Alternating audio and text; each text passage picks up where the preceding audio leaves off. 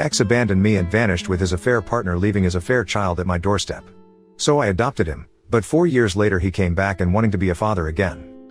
My F29 life at this point is nothing short of a TV drama that I was reluctantly made a part of. I have faced every trial that life has thrown my way, but now it is getting a little too much. I was finally on the verge of moving on and restarting my life, but my dear ex-husband Wes has come back and made life miserable and difficult for me all over again. I got married to my husband quite early when I was 21 years old, and he was 25. We were childhood sweethearts, and I always knew that he was the guy I wanted to spend my life with. He had been my senior in school and lived just 2 blocks away. I always had a crush on him, and I am sure he knew that. Heck, the entire school knew it. But he never tried to pursue me. I think the age gap deterred him, and rightly so, or it would have been very creepy and problematic otherwise. Once he graduated from school, he went on to study engineering at one of the top colleges in the country. When he left, I was just 14 years old and was getting out of the clingy and cringe phase of my teens. I outgrew my crush on him, and it was easier because we were not in contact. I stopped keeping tabs on him, and he became a faint memory in my mind by the time I graduated from school 4 years later. When I was in my first year of college, I happened to bump into him in a club I was partying in. I was there with my friends, and one of my friends, Hera, told me that a guy had been checking me out for a long time. When I looked over in that direction, I didn't recognize him. He looked familiar, but I was too drunk to even place him correctly.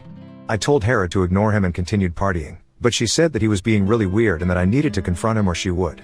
The thing with Hera is that she has a very bad mouth, and I knew that if she went over to talk to the guy, it would just end up in a lot of drama and chaos, and I didn't want that spoiling my night.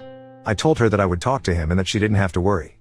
I went over to the guy and asked him what his deal was, but he simply said that I resembled someone he knew from school, someone named Sarah. We got to talking, and I then realized that he was the same guy I had a huge crush on in school. By that point in time, I was completely over him and could actually joke about it and make fun of myself. He asked for my number, but initially, I thought nothing of it. Gradually, however, it became evident that he was trying to pursue me. And God, it felt so validating. Here was a man who was chasing me like a cutesy little lover boy, and he was the same guy I used to blush around for years and years when I was a pimply teenager. Honestly, the minute I saw him, I developed a crush on him again, but I let him pursue me for a while. I was loving the chase, and I was not going to let him off easy. He had graduated from college by then and was doing quite well for himself. Soon, as we became friends, I realized that I could go to him for emotional support, I could talk to him and feel better. It felt like a true companionship. We got close pretty soon, and it was like having a crush on my best friend.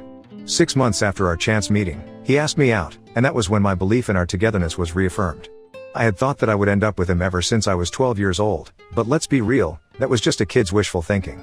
I had let go of that fantasy as I grew up, especially after he left for college. But when he asked me out, I knew that we were endgame, and nothing could ever keep us apart. I wish somebody had told me that I was about to make the biggest mistake of my life and that this man would be the reason for so much mental agony and tears that words could not describe. 2 years later, we got married. I was still in college when we were married, but that wasn't an issue because we were madly in love, sure about each other, and he was doing really well for himself, so we were sorted on the financial front until I finished my degree. It was an intimate ceremony with only close family, and I thought that was the best day of my life. It turns out it was actually my biggest mistake. I completed my education and picked up a job, and both our incomes combined allowed us to afford and enjoy a good lifestyle from a young age. We were very happy, at least that's what I thought. I tried my best to be a good wife and friend to him, and I had no complaints from him either. Of course, we did have our ups and downs like any couple, and it was not always rosy, but we knew where our priorities lay. Right after graduation, we started trying for a baby. Wes had always wanted a large family, and I knew we could afford it, so I was on board too. Ideally, I would have preferred if we took some time to ourselves, but he really wanted it, so I went along with it. We weren't getting any younger anyway, and I know that it's not always easy trying to conceive. I had hoped it would be quick and joyful, but I never knew that I was in for some of the most heartbreaking months of my life. We tried a lot. Initially, we were not stressed. We were two young and healthy individuals, and neither of us had any medical history. Ideally, it shouldn't have been a problem at all. But somehow, we were unable to conceive. By about the 4th month of trying, I started getting a little stressed and disheartened. Even though it was mostly Wes' idea, I had grown to like the idea and was looking forward to expanding the family. By the 6-month mark, I knew something was wrong, and I told Wes that we needed to go to the doctor, but he was still optimistic. He said that it just takes time for some people, and unfortunately, we were one of those. I did not have a good feeling about this, but I didn't say anything because I didn't want to dampen his spirits. Plus, I knew that what he had said held some truth to it. There could be multiple factors behind why we weren't able to conceive. We kept on trying, but we had no luck. After another 3 months, things got weird and tense at home. I was mad at Wes because he wasn't willing to go to a doctor for checkups and to see what was really wrong. He was mad at me because he felt I was stressing out a lot, both because of work and because of this personal struggle, which was then having a poor impact on our chances of conception. Both of us were not willing to listen to each other, and it was like we had reached a stalemate. Ultimately, I decided, or rather, in hindsight, Wes manipulated me into quitting my job because he made enough for the both of us anyway so that I would be able to relax and just focus on the family. I was a fool for listening to him, but I did it nonetheless. I knew that this was the only way out of this rut, and to be honest, I was hoping that this little theory of his would be proved right, and we would end up with the baby we had been trying so hard for. I quit my job, I did everything he asked me to, but it just did not work. I was getting frustrated, and so was he, and ultimately, both of us realized that we had no option other than going to a doctor and seeing what the issue was. We had to take multiple trips to the doctors and multiple tests, and at the end of it, we found out that I would never be able to conceive Wes kids naturally. It was a devastating blow to both of us. I was perfectly healthy and fertile otherwise, but we were just not a good match, unfortunately. Think Monica and Chandler from Friends, but the only difference was that I had absolutely no support from my husband, let alone support in the way Chandler stood with Monica. It was a trying time for us as a couple, and we took some distance from each other. He blamed me for being the one with the problem because he did not want to admit that it was something that no one could have anticipated and that if it was, in fact, a problem, both of us were equal parties to it. He was too misogynistic and regressive in his thinking to see the issue as it actually was, and it just created a lot of bitterness and resentment between us. We went for months without talking to each other. We weren't even roommates at that point because I had shifted to another room. All this tension took a huge toll on my mental health. Wes at least had work to escape to. I had nothing to look forward to. No baby, no job, and now a husband who didn't talk to me or who thought I was the problem and the reason why he wouldn't get his dream family. He had shown me literally every red flag, waved it in front of my eyes, and I should have taken them for what they were and left him back then. But I thought we could get through this and that it was just a rough patch. Despite being the one who was hurt more, I ended up taking the first step toward reconciliation. It took us a lot of therapy and counseling to get back together in a solid and loving partnership. In our sessions with the counselor, a lot of unresolved feelings came to the surface from both of our sides, and a lot of harsh words were spoken. It wasn't just him who was being hurtful. I was mean and nasty as well. We were both just suffering, and instead of dealing with this together like partners, we were involved in a perpetual blame game, and were just not willing to see the situation for what it actually was. Our therapist, however, was a godsend, and slowly but surely, things started looking better. I thought that the worst was finally over and that we could now start looking towards the future, but I just didn't realize how wrong I was, and the reason for his changed behavior was something else entirely. I was too blind and too in love to see the signs for what they were, and I just allowed this man to walk all over me and break me in ways I hadn't even conjured in my worst nightmares. Like I said, things got better in a few months after therapy, and we started going back to normal. I had picked up a new job, and while it didn't pay as much as the previous one, it was still good, and it kept me occupied. Wes and I didn't talk about kids after that, and our therapist had advised us to broach the topic very gently, and preferably only after a couple of more sessions. I was still hurt about the entire situation, but my outlook had changed a lot. I realized that even though we could not be biological parents, we could adopt and create a family that way. I wasn't sure if Wes would be okay with this, which is why I didn't say much, but I genuinely thought this was a good idea and one that we could exercise.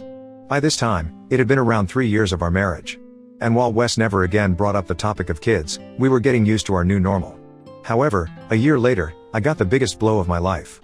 COVID had just started, and in the initial stages, we were all worried about what the disease was, and we were just locked in at home. Both Wes and I were working from home, and at that point, there was so much uncertainty that nobody knew when things would get normal again. And one day, Wes just vanished. I was working, and he said that he was going to get some groceries. I told him to lock the door on his way out and continued working. An hour later, I hear the bell ring. I remember feeling annoyed because it could only have been Wes, and I had explicitly told him to lock the door and take the keys so that he didn't disturb my work. I went to open the door, and I saw a young boy standing there with a bag and a letter in his hand. He told me that Daddy and Mommy had given the letter to him, and I was supposed to read it.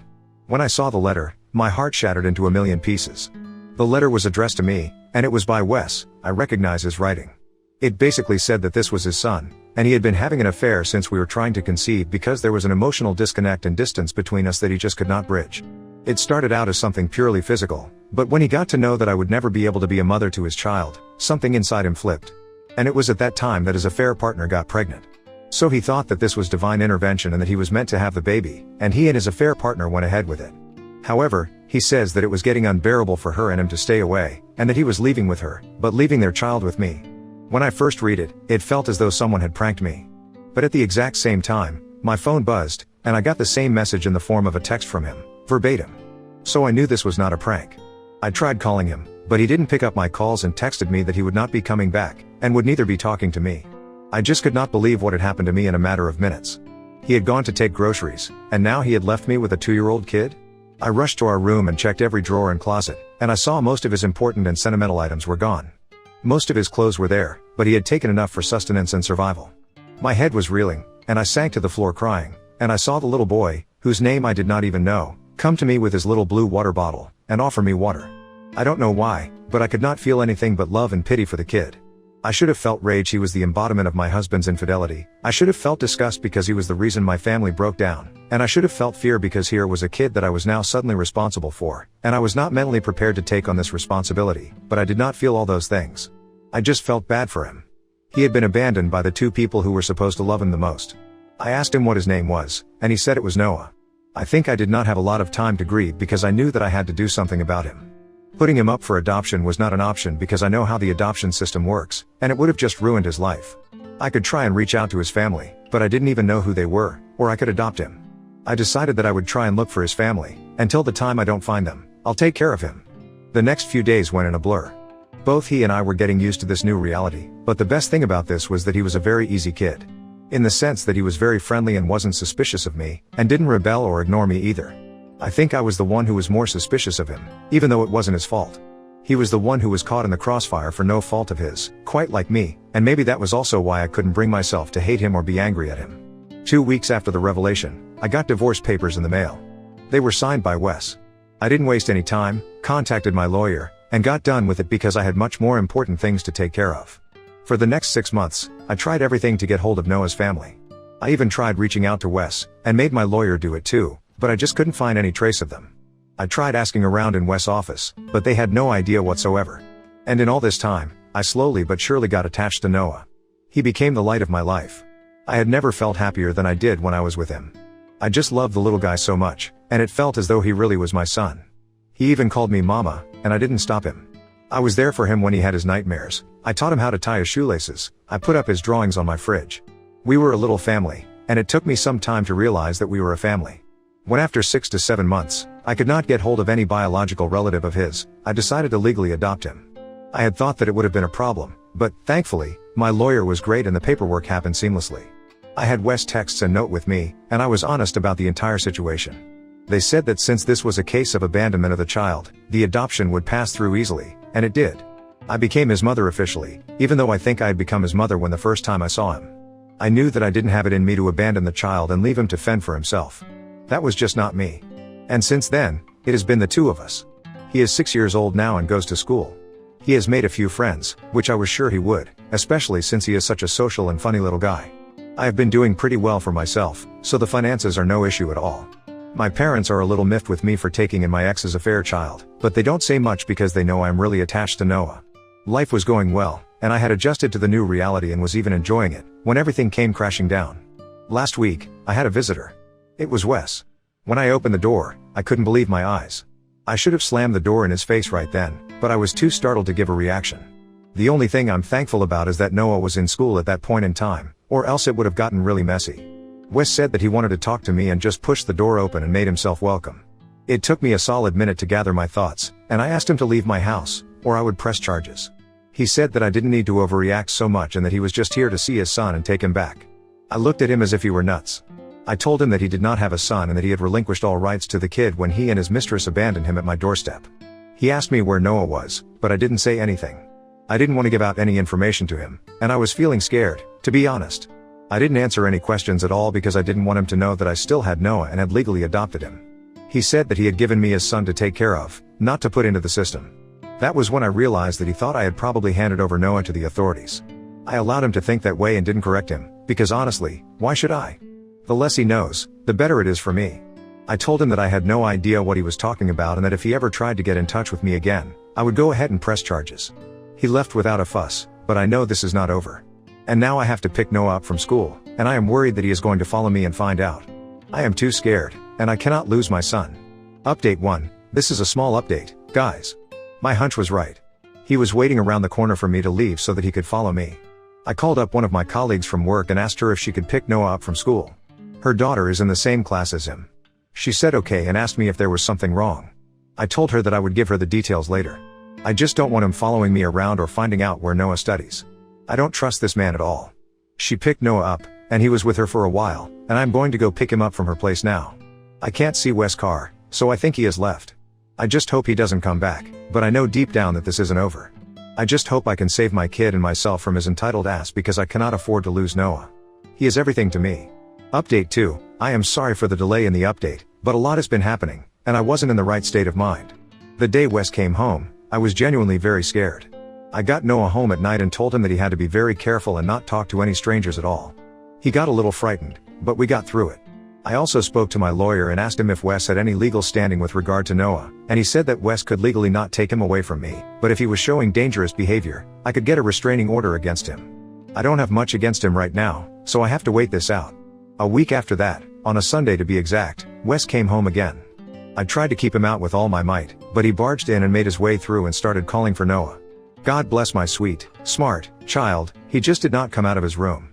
Wes then broke down crying and said that he wanted to meet his son just once and that he would leave me alone.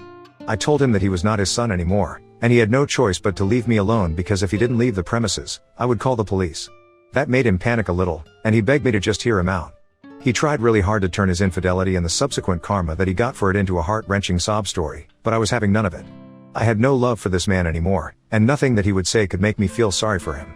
He said that because of our fertility struggles, he started an affair with a woman, and when she got pregnant with his kid, he felt that it was something that was just meant to be. But because he loved me a lot, he could not leave me for her, despite knowing that I couldn't give him the family that he wanted.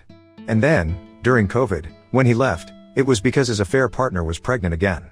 She said that she did not want 2 kids, and according to Wes, the best course of action was to have 1 kid with each woman that he loved. I looked at him in disbelief because I had never heard anything as idiotic as this before. I told him to eat shit and that I wasn't buying anything that he was saying, but he begged me to listen further. He had another son with that woman and married her too, but soon after, they met with an accident. It was his fault, he was driving drunk, and he had his son with him, and the son met with a major accident because of his reckless behavior. Wes faced injuries too, and now he can never have children of his own again. The affair partner, then wife, was furious with him, naturally so, and I don't blame her one bit for this, and she left him. The kid is fine now, but she has full custody of him, and he has no visitation, and he won't ever be able to change that because he was the one who endangered the life of the kid. So now, all his dreams of having a big family have come crashing down, and the only way that he can have a child and experience true fatherhood, and by that, he means biological fatherhood, is if I allow him in Noah's life. He thought that this little story of his would move me to tears, and I would go running to wipe his tears and be his shoulder to cry on. I told him to get lost because he got this upon himself. I told him that he needed psychological help because clearly, he isn't cut out to be a father, and I said God did a favor to humanity by making him infertile. I told him that he had 2 existing children, and he had failed both of them. One he abandoned because he couldn't handle or manage 2 children, and the other one he almost killed because he had no control or sense of responsibility. I told him that he did not gift me Noah because he felt bad for me because that was a bullshit explanation and even he knew it. He abandoned Noah because the reality of raising 2 young children was giving him cold feet. I told him that both he and his now ex-wife sucked because they left a 2-year-old to fend for himself, and God had a special place reserved in hell for him.